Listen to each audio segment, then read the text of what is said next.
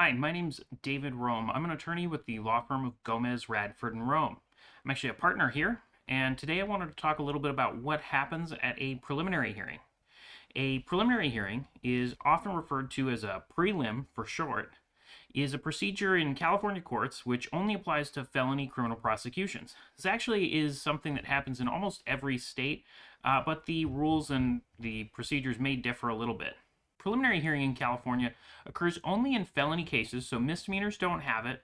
The purpose of them is to decide if there's sufficient evidence to hold somebody over on felony charges. A lot of times, this is what's used to justify keeping somebody in custody because it's more difficult to be released on your own recognizance, and the bail requirements are usually much higher for felony cases. So it's a check on due process. You actually only have a preliminary hearing if there is no grand jury indictment, which is it's very rare. Those are usually only in the more politicized cases. So most felony cases will have a preliminary hearing. It's an important milestone in the felony prosecution process. The preliminary hearing serves several purposes for both parties, often leading to resolution of a criminal case. It's really important from a prosecution standpoint and from a defense standpoint to evaluate the strength of a case before a trial. Although the bar to winning a preliminary hearing is much, much lower than it would be at trial, you at least get to hear some of what the testimony is going to be and have some of the evidence presented that will be presented at trial. So it's a good opportunity to catch somebody, catch deficiencies in the case, and potentially you can use this to impeach evidence or witnesses who testify at trial later if their story is inconsistent. Typically, when somebody is without a grand jury indictment, the prosecutor files a felony complaint with the court. This is very much like a misdemeanor complaint. It just shows the charges against a defendant. California law requires the judge then to hold a preliminary hearing within 10 court days of the arraignment.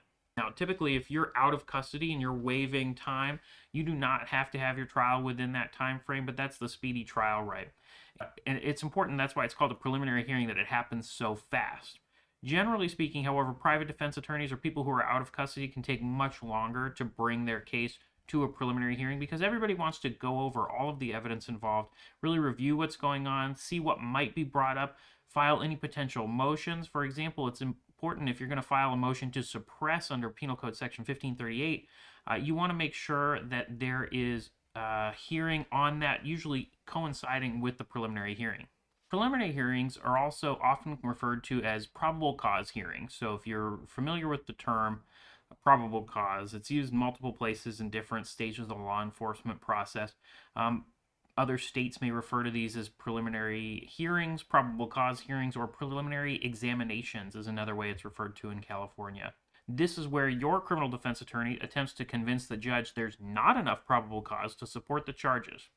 Even though I should say it's an extremely low bar and it is not set up in a way that defendants usually win. When I was a prosecutor, we would sort of joke about it. If you lost a preliminary hearing, something was very wrong. As a prosecutor, you should be really closely evaluating your cases before charging somebody. And then after somebody's charged, you should be reviewing it before the preliminary hearing to determine if there is probable cause to hold somebody to answer. If you don't have enough evidence to believe there's probable cause, then you should have dismissed those cases. And unfortunately, what I see as a defense attorney is that a lot of prosecutors just don't evaluate cases at all until it really comes to trial. And so you'll go to preliminary hearings, and you can win sometimes just because they're careless or they overcharge somebody when there's really no evidence, hoping that something will come up later.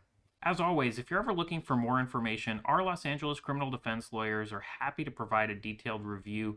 Give us a call. Our consultations are free at Gomez, Radford, and Rome. Now, when you want to talk about the overview of the preliminary hearing, as I mentioned, it's a probable cause hearing. It has many features of the jury trials, such as live testimony, evidentiary objections by the attorneys, and rulings by the court, with legal argumentation by the parties, usually at the beginning and the end.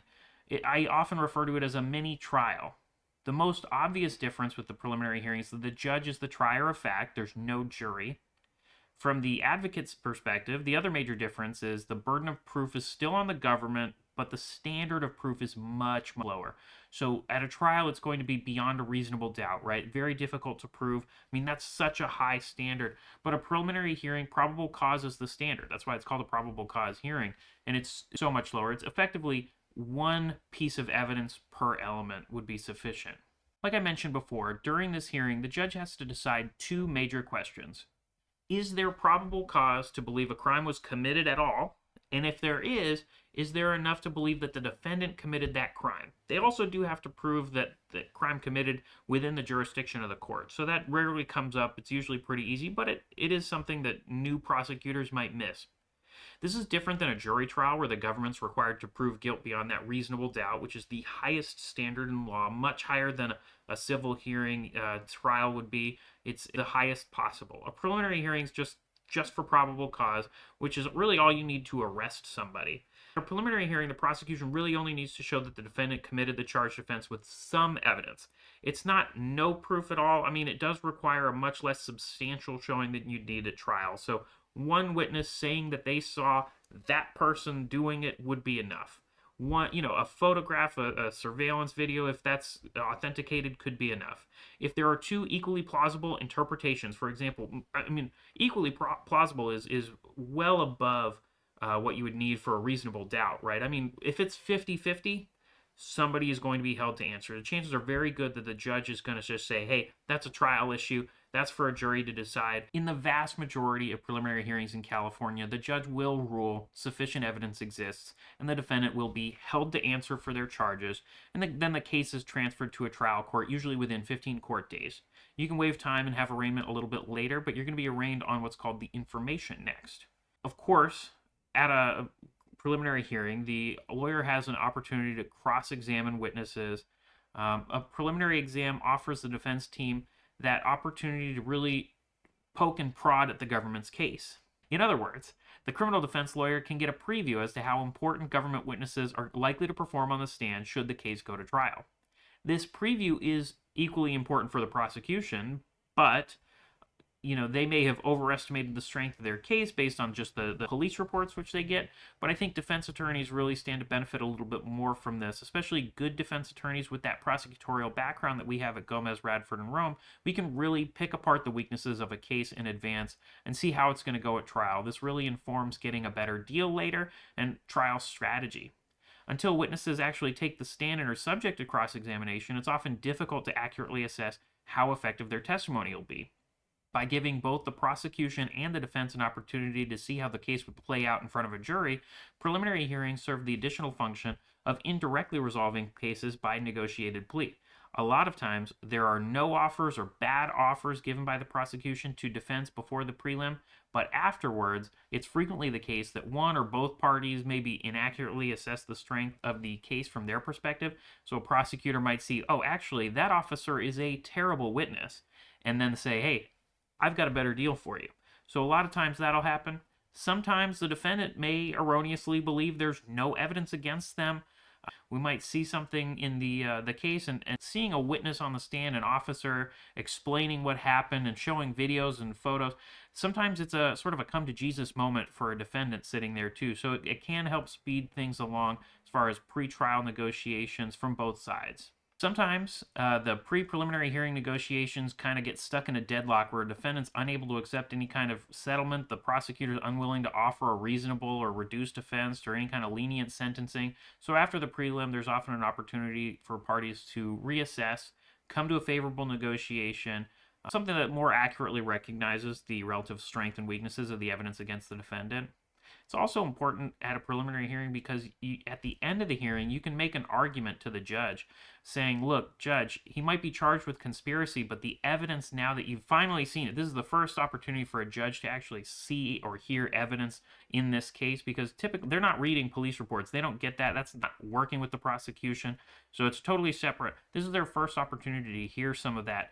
And it's a great opportunity for you as an attorney to argue that, hey, this should be reduced to a misdemeanor or this charge should be dismissed. And you can get very technical. A lot of times it just comes down to a very careful reading of the law, the statutes, the jury instructions, and pointing out that the prosecutor did not or failed to raise some issue or prove some element. You can get some charges dismissed. Some judges, as I mentioned before, will just hold everything to answer because that bar is so low, it's very hard to, there are no repercussions for them erroneously holding a case to answer, unfortunately.